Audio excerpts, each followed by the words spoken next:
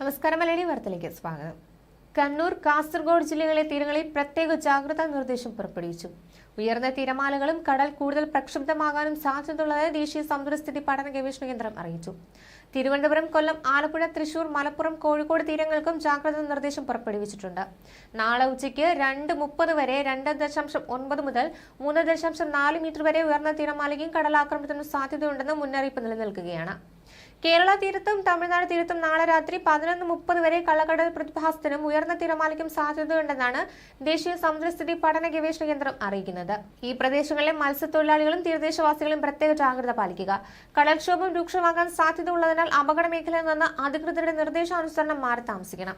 മത്സ്യബന്ധന യാനങ്ങൾ, ബോട്ട്, വള്ളം മുതലായവ ഹാർബറിൽ കെട്ടിയിട്ട് സുരക്ഷിതമായി സൂക്ഷിക്കുക. വള്ളങ്ങൾ തമ്മിൽ സുരക്ഷിത അകലം പാലിക്കുന്നത് കൂട്ടിയിടിച്ചാൽ അപകട സാധ്യത ഒഴിവാക്കും. മത്സ്യബന്ധന ഉപകരണങ്ങൾക്ക് സുരക്ഷ ഉറപ്പാക്കുക. ബീച്ചിലേക്കുള്ള യാത്രകളും കടലിൽ ഇറങ്ങിയുള്ള വിനോദങ്ങളും പൂർണ്ണമായും ഒഴിവാക്കണം.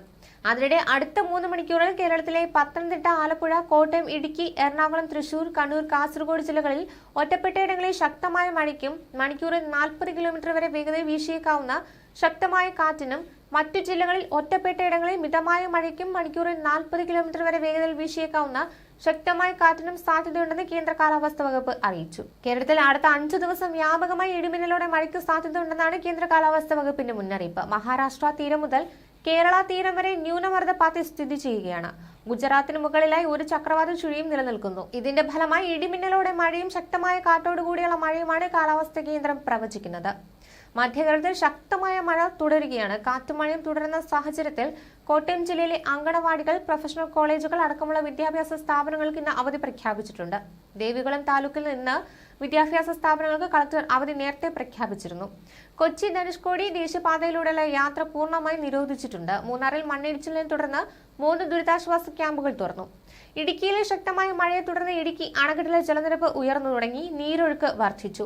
ഇപ്പോൾ സംഭരണശേഷിയുടെ 29.80% വെള്ളമാണ് അണക്കെട്ടിലുള്ളത്. പെരിങ്ങൽകൂത്ത് ഡാമിന് റെഡ് അലർട്ട് പ്രഖ്യാപിച്ചിട്ടുണ്ട്. ഇടിമിന്നൽ ജാഗ്രതാ നിർദ്ദേശവും നിലനിൽക്കുകയാണ്.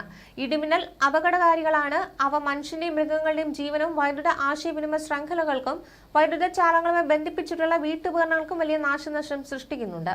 ശക്തമായ കാറ്റിനും ഇടിമിന്നലും സാധ്യതയുള്ള ഘട്ടത്തിൽ ജനലും വാതിലുകളും അടച്ചിടുക. വാതിലിനും ജനലിനും അടുത്ത് നിൽക്കാതെ ഇരിക്കുക. കെട്ടിടത്തിനകത്ത് തന്നെ ഇരിക്കുകയോ പരമാവധി ഭിത്തിയിലോ തറയിലോ സ്പർശിക്കാതിരിക്കാൻ ശ്രമിക്കുകയോ ചെയ്യുക. ഗൃഹോപകരണങ്ങളുടെ വൈദ്യുത ബന്ധം വിച്ഛേദിക്കുക. വൈദ്യുത ഉപകരണങ്ങളുടെ സാമീപ്യവും ഇടിമിന്നലുള്ള സമയത്ത് ഒഴിവാക്കണം. ഇടിമിന്നലുള്ള സമയത്ത് ടെലിഫോൺ ഉപയോഗിക്കുന്നത് ഒഴിവാക്കുക. മൊബൈൽ ഫോൺ ഉപയോഗിക്കുന്നത് കൊണ്ട് കുഴപ്പമില്ല. ന്യൂസ് ഡെസ്ക്, മലയാളി വാർത്ത.